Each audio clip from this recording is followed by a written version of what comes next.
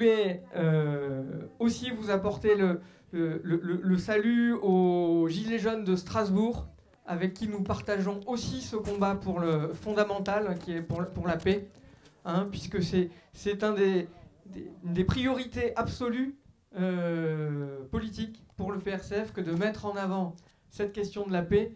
Évidemment, aujourd'hui, il y a le débat budgétaire qui a lieu à l'Assemblée nationale. Vous comprenez bien que quand on nous dit qu'il n'y a pas d'argent, mais que d'un côté, on dépense 413 milliards d'euros pour la guerre, pour sacrifier aux ordres de dépenser 3% du PIB en budget militaire pour les guerres de l'OTAN, et que de l'autre côté, on nous dit qu'il faut supprimer des enseignants, qu'il faut fermer des hôpitaux, etc. Évidemment, on voit pourquoi cette question de la paix, elle nous touche directement, pas seulement aussi pour la paix dans le monde, aussi parce qu'elle concerne nos intérêts vitaux. Du coup, je veux aussi donner la parole à David, qui est journaliste à QG, et dans la suite de ses interventions de Gilets jaunes, parce que je sais qu'il a c'est un travail aussi de journaliste qui lui tient à cœur, que de donner à voir ce militantisme de terrain qui existe, et tu en parleras mieux que moi.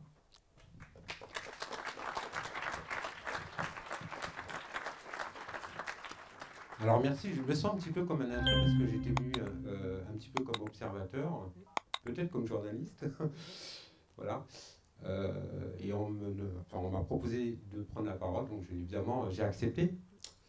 Alors déjà, je voulais commencer mon discours par vous dire, ça fait du bien parce que de voir en face de moi les vrais communistes, donc ça reste quand même pour moi exceptionnel parce que mon grand-père était communiste. Alors ensuite, j'ai pas préparé de discours parce que comme je vous l'ai indiqué, je n'étais pas vraiment prévu. Donc je suis journaliste et avocat. Alors journaliste au média QG, qui est un média web qui a été créé par Aude Lancelin. Donc je vous invite à regarder nos formats. D'ailleurs, François, tu participes également à nos formats, quoi. Donc je vous invite, c'est un média plutôt de gauche, disons, on va dire, qui a une ligne politique plutôt de gauche. Et il y a vraiment, il y a quand même du pluralisme. Donc je vous invite en fait à regarder le format.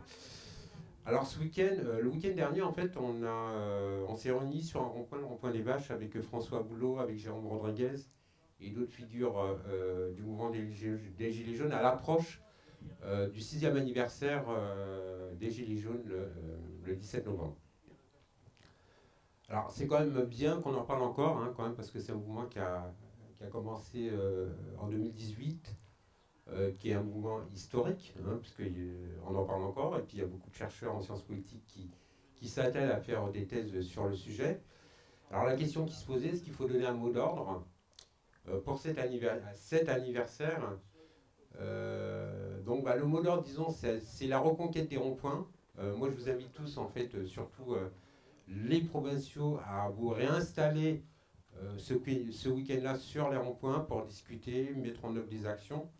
Et puis bon, il y aura une manifestation parisienne, ça c'est certain, même si on reste quand même assez sceptique, hein, sur ces manifestations, parce que les Gilets jaunes étaient plutôt partisans des manifestations spontanées, hein, c'est-à-dire non déclarées à la préfecture. Alors je tiens quand même à préciser à ce sujet, et ça c'est important parce que les méthodes de lutte doivent quand même être innovantes, que participer à une manifestation spontanée n'est pas une infraction. D'accord? Donc c'est bien de le dire, vous pouvez sortir là tout à l'heure à 100 personnes, vous êtes assez nombreux à manifester.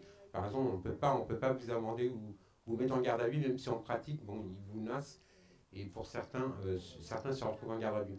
Mais je pense que vous êtes un parti révolutionnaire, on est d'accord. Donc soyez révolutionnaires, non mais soyez révolutionnaires dans vos luttes.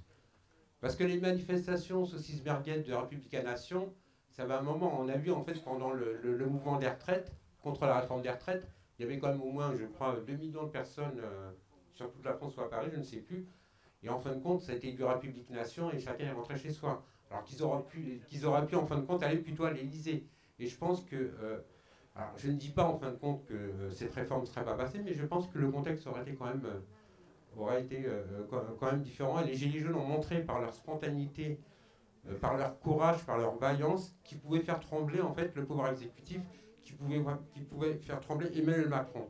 Donc voilà, vraiment innover dans vos luttes. Je m'adresse surtout aux jeunes, parce que je sais qu'ils sont beaucoup plus ouverts à ces formes modernes, disons, de lutte. Innover, parce que voilà, faut faire trembler le pouvoir. Je sais qu'on en a encore pour quelques années, mais ne soyez pas découragés. Et puis surtout, bravo pour votre militantisme.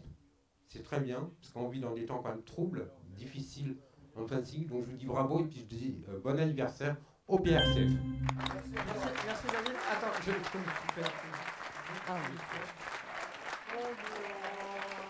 On est là, même si Macron ne veut pas, nous on est là. Pour l'honneur des travailleurs et pour un monde meilleur, même si Macron ne veut pas, nous on est là.